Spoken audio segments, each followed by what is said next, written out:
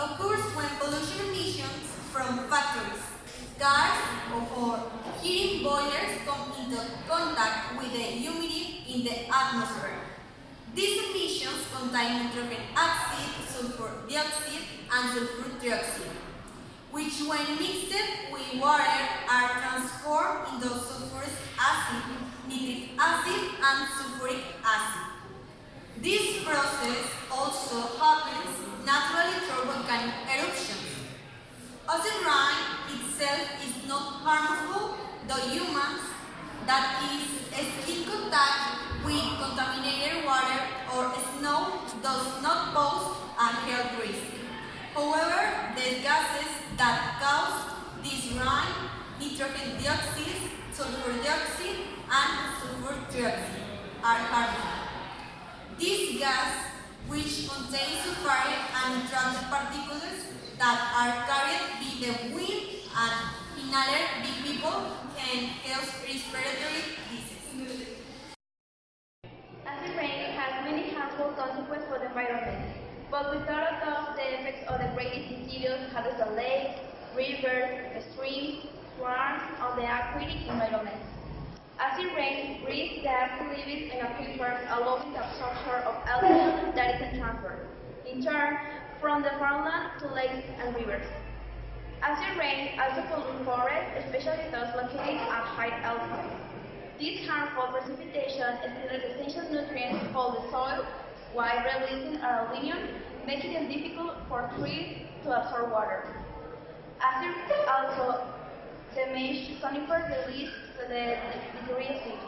The effects of the acid rain, in combination with other aggressive agents for the environment, reduce the resistance for trees and plants to a low temperatures, the action of insects, and disease the plants to a low disease.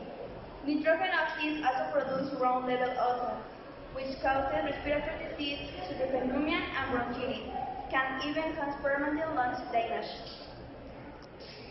Main plant layer and erupting volcans release some chemicals into the atmosphere that can cause rain. But most of these precipitation are the result of human action. The biggest culprit in this phenomenon is the burning of fossil fuels from coal fire, power plants, factories, and automobile leaks. When human burn fossil fuels, they release sulfur dioxide and nitrogen oxide into the atmosphere.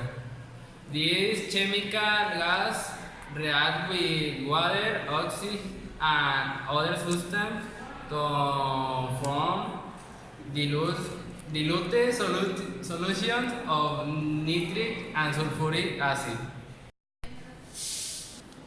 These are the possible solutions to avoid acid rain: reduce sulfur levels in foods, establish a limit of the emission of nitrate and sulfur oxides that companies must meet, establish greater control of pollution levels, and compliance with the laws in this regard, improvement of laws against pollution, choose companies that do not regulate air pollution levels and refineries, invents of more for electric transport system, for organic products, for agriculture, instead for using sulfate and other artificial chemicals.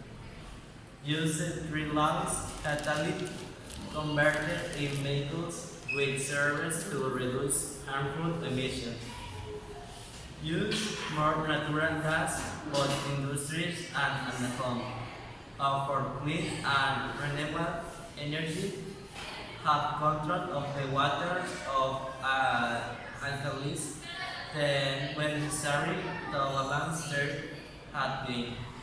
Promote the use of public transport and implement to reduce the number of vehicles that clean energy and use for such transport. We consider very important the science fact of being informed and having a sustainable lifestyle, since it's something fundamental for everyone, not only us or a couple of people. According to the United Nations Environment Program, lifestyle choices and social behavior that minimize the impact of the socioeconomic development and a better quality of life for all.